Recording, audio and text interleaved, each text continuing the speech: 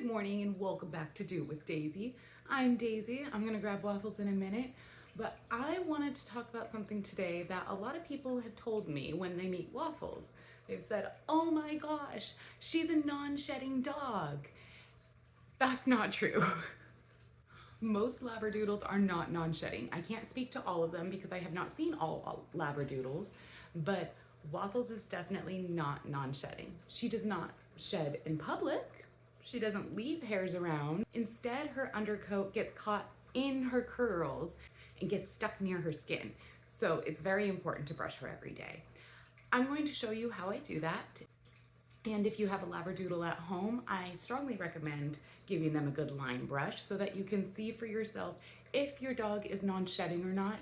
If your groomer says that they are not, please trust your groomer and brush your dog every day. All right, let's get started. Waffles, come. What a good girl. Come for mango. All right, lay down. Good girl.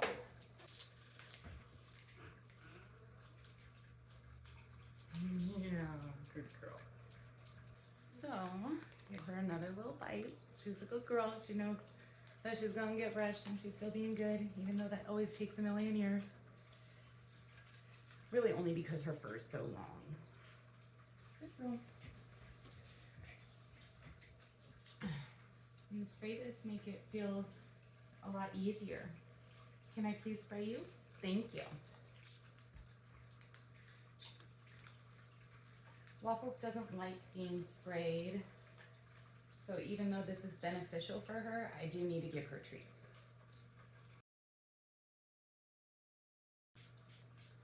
Waffles, stay. Good girl. She really doesn't like it anywhere near her face. Yeah, I know, you deserve a treat. Good girl, you just wait. Let me rub it in now. It's just gonna sit on the very top of her little hairs if I don't rub it in, so it's important to do that. I know, I will give you more. Can we flop on the other side now? Flop. Good girl. Her cheeks are really, really thick and hairy, so I need to make sure I get her chonkers too. Get those chonkers. Oh yeah. Take off her collar and give her one more treat.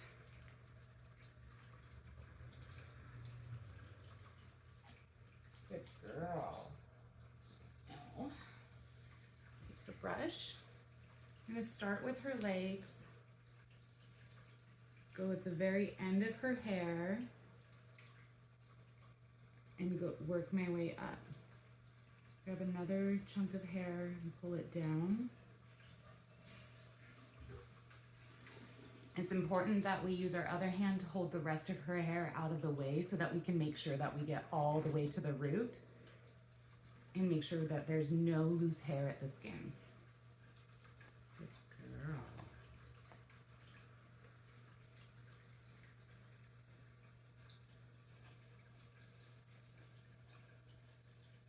And you can see hair's already starting to come out. That's just her undercoat.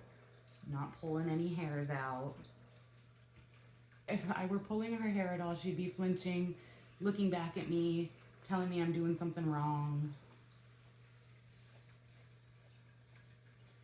Any resistance we feel is just the brush grabbing onto that undercoat and pulling it through those curls. It's a very important process. If she gets matted too close to the skin, then it can cause skin infections. Good girl. I know you're starting to get a little impatient. Right here next to her tail is where it gets really tangly because when she's wagging it around, those hairs get all tangled.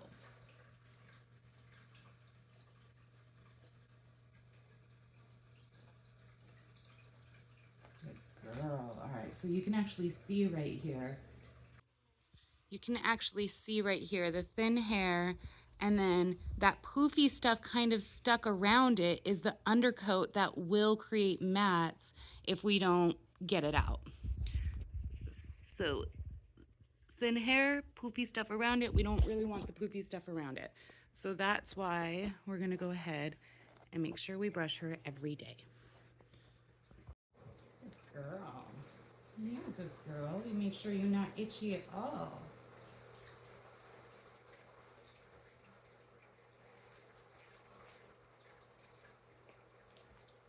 Oh, you need another bite of treats? Yeah, you say, Mom, I'm being so good. Good girl. We'll have more in a little bit. Let me brush you some more.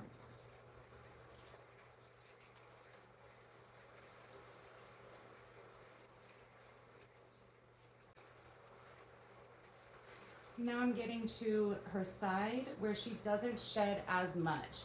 Her fur is pretty straight here, so whatever undercoat she has kind of slips out on its own. Doesn't really do that so much all the way around the house. Don't see as much of it because most of her fur is very thick and curly, like on her legs and her tail. Just these side parts, which do tend to lose their hair if she isn't on her medication. Medication's kind of a strong word. She takes melatonin for her seasonal side flank alopecia.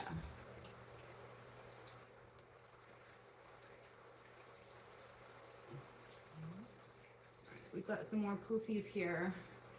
I gotta take just a section, flip it down, and comb through until we get to the root so we can pull those floofies out. Okay, you can see right here it's tangled. So we're gonna do a very small section here because it's tangled. I know, very small. I still need to do a section though so that I can start at the ends and then it doesn't pull on her.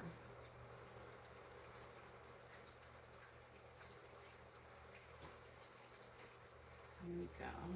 Good girl. There we go. Now we got through the tangles. Good girl. And you can see if I just try to go through, the brush doesn't want to move. I'm not going to pull on her hair. We're going to flip most of it up, pull just the section we're working on down.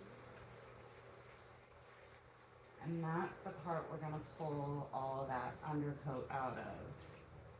It's tangled right here up next to the base of her fur, so I'm going to get a nice little section.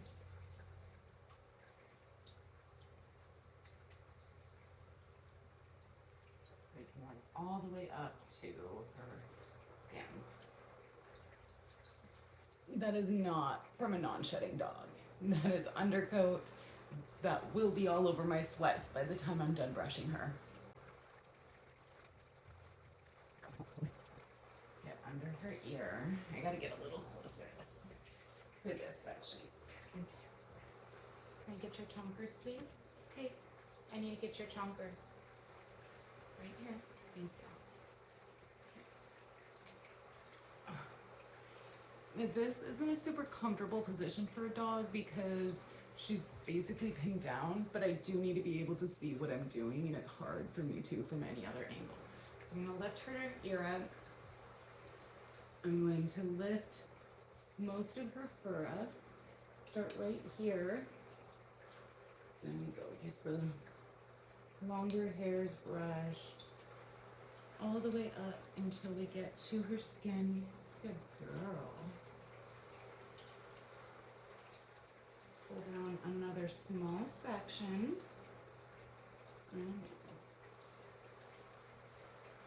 All the way down to her skin. And pull out another small section. All the way down to her skin. Alright, and no redness. Okay.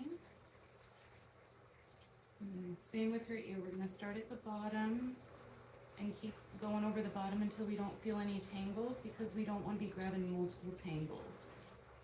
Work our way up. You can see I'm brushing at an angle. I want the bristles to go along her skin so that they can grab the fur but not scratch her delicate ears. Good girl. Oh, yeah. All right, now we're starting to get to her floof up here where she does shed again and where her undercoat's caught in with her fur. And grab a section here. Start at the ends and work our way all the way up to the skin. Okay. Got some our floof up here. Good girl. I know, honey. Mom's taking a little longer than usual because I'm showing our friends how we do it. At this spot, I usually like to change directions. Go back down.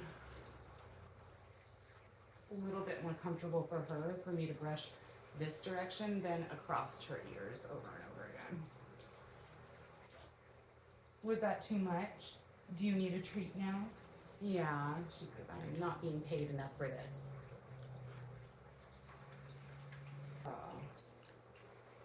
And whichever side you want them to lay on, if you hold the treat towards their center, on the opposing side, the side that you want up, it's going to be easier for them to understand what you want.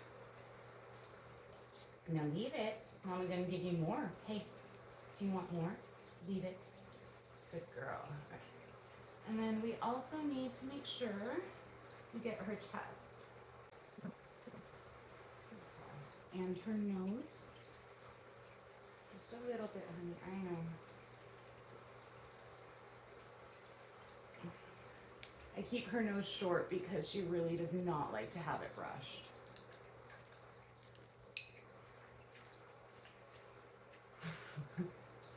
See that gusto? She's like, you owe me. Good girl. And you can see her feet are still tangly because I started right here where her fur was a little longer. So we want to go over her feet too. Get the bottoms too, make sure there's no tangles, no mats. And then check in her, in between her paws. She's got webbed feet, so there's extra hair on those webbings too, and that can get burrs stuck in it, it can get gunk and food stuck in it, and then that can mat up and also lead to infections. So we always want to check her paws too. You know, checking your paws, good girl. And that's pretty much it for her daily brushing. We're just going to do the same exact thing on the other side. This obviously isn't her full groom that we do once a week. That involves a little bit more, but because she's a floppy-eared dog, we got to check for ear infections and matting in her ears each day. We've got to check for matting in between her toes each day, and we've got to brush out all of her fur each day because she is a Labradoodle, and that undercoat is going to get caught underneath her curly hair. So I hope you enjoyed this brief little tutorial. I hope that it helps you at home, and if you enjoyed it, then go ahead and hit that like button, share this video with a friend, and make sure that you're subscribed so you don't miss any of our other dog-friendly content. We'll see you next time.